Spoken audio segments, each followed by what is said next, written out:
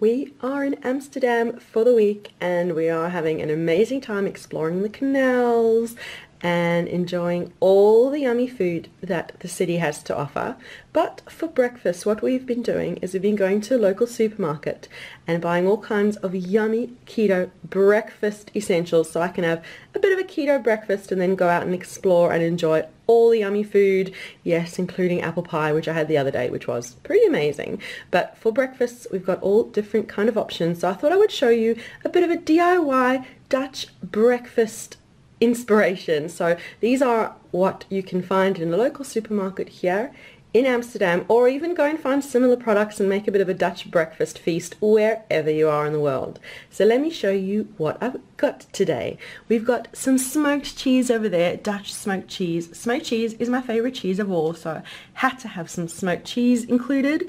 Some little cube cheese. I thought this would be a bit cute, so didn't have to chop it up, but just to try a different cheese. Every day I've been buying a couple of different cheeses and going through all sorts. Now this is my new favorite find. It's called Ossenworst. It's a beef salami sausage. It's a little bit spicy and so flavorful and amazing, and we've been having a couple of those a day as well.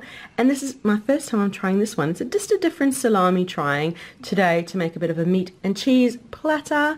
And berries are in season now, so these smell amazing, and I've had a sneaky taste and they're pretty good too. And a bit of veggies, so we've got some cucumber that we're going to have as well, just to have a bit of veggies with breakfast. So I'm going to put my little plate together and show you what it looks like. And this is my completed DIY Dutch breakfast plate. Look at that. We've got the salami over there, which I had a little try of course. It's so yum, so flavorful. And we've got the smoked cheese under there, which is also so good. A couple of strawberries, the Ossenworst. Now let me show you what this Ossenworst looks like. Okay, it's kind of a little bit squishy and it's got some beautiful healthy fats in there, and it is so tasty and flavorful. And I'm going to try and see if I can find it somewhere in Ireland, because it's my new favorite little meaty breakfast option.